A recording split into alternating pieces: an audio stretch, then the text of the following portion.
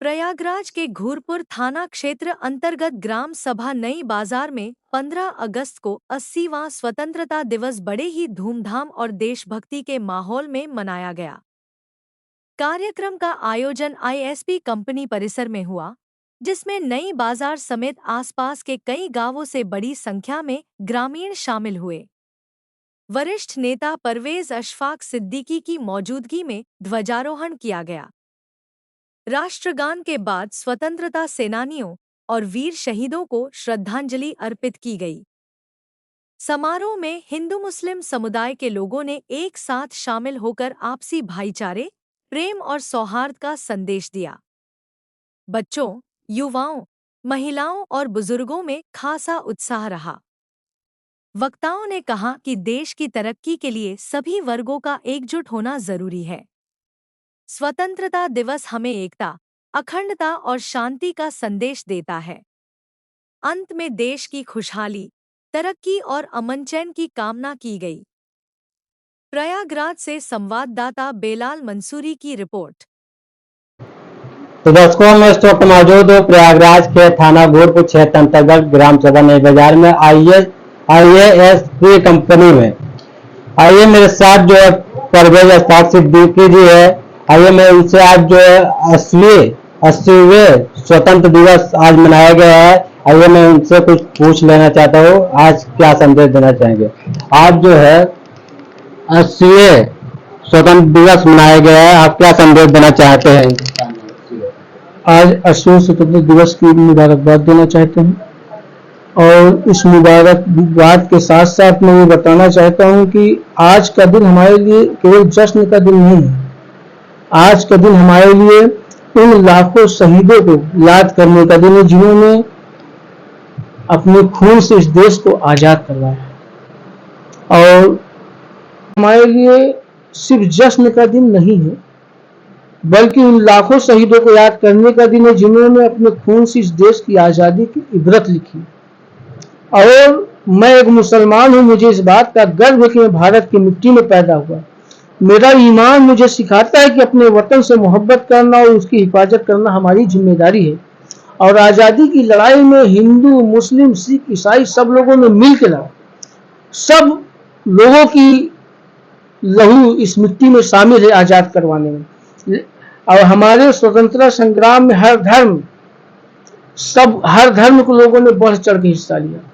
हम आपको बताएं, हमारे न्याय पंचायत ही में कर्मा में 14 अगस्त 1942 को ललौ मिश्र जी इसी लड़ाई में शहीद हुए। हम उनको श्रद्धांजलि देते हैं और नमन करते हैं ऐसे वीर सपुत्रों को।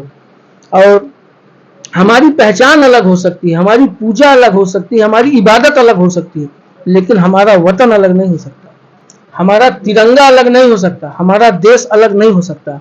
आज कुछ लोग हैं जो कि वोट की राजनीति करते हैं और देश को दो हिस्सों में बांट रहे हैं, लेकिन उनके बांटने से देश बट नहीं पाएगा। वो लाख कोशिश कर ले, लाख कुछ कर ले, उनसे कुछ बट नहीं पाएगा। और हम संकल्प लेते हैं, और जितने भी लोग हमारे अभी प्रोग्राम में हैं, सब लोगों ने मिलकर संकल्प लिया कि नफरत नहीं, मोहब्बत बढ़ाएंगे और धर्म के नाम पर, इंसानियत को देश हित के नाम पर एक दूसरे का साथ देंगे। जिस देश की मिट्टी ने हमें पहचान दी, उस देश की तरक्की के लिए हम अपना हर संभव योगदान देंगे।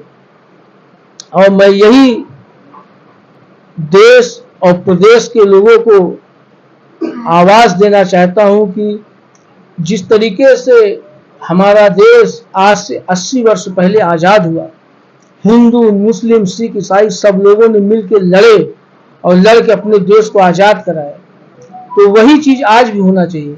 और ये दो खेमों में बांट के जो वोट की राजनीति करते हैं, अभी तो ठीक है, लेकिन आगे जब सोचेंगे तो आपके पैर से जमीन खिसक जाएगी।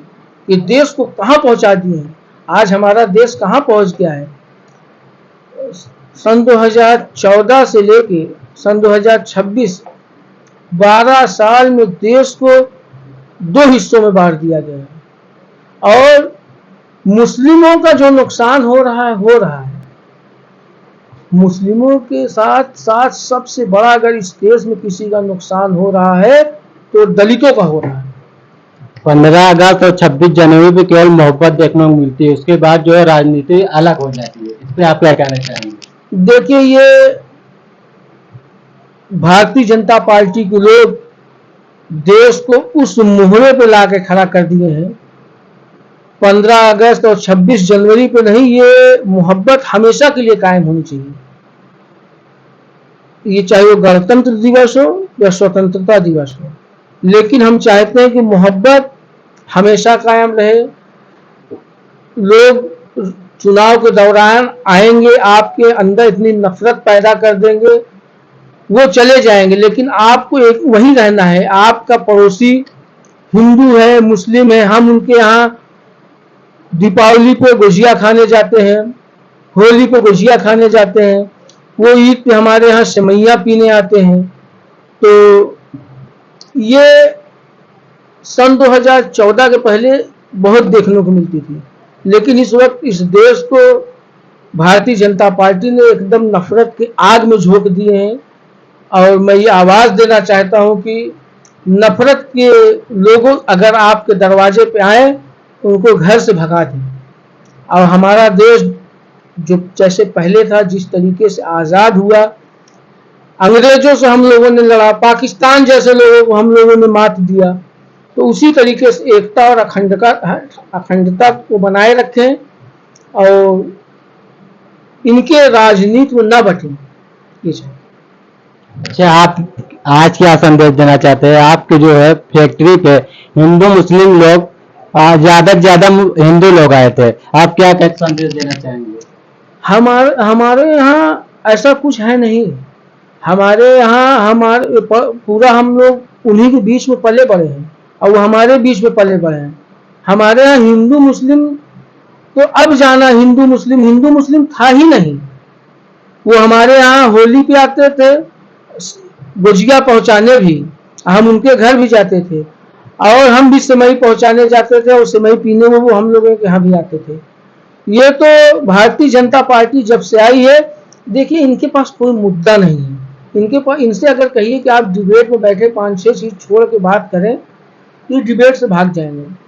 हिंदू मुस्लिम, हिंदुस्तान पाकिस्तान, ऐसे जैसे ये सब मुद्दे अगर कह दें कि आपको बात नहीं करना है, और लव जिहाद, हर गौ माता, गाय, हमारे प्रॉफिट मोहम्मद साहब का कहना है हुब्बुल वतनी अलल ईमान, ये अरबी शब्द है।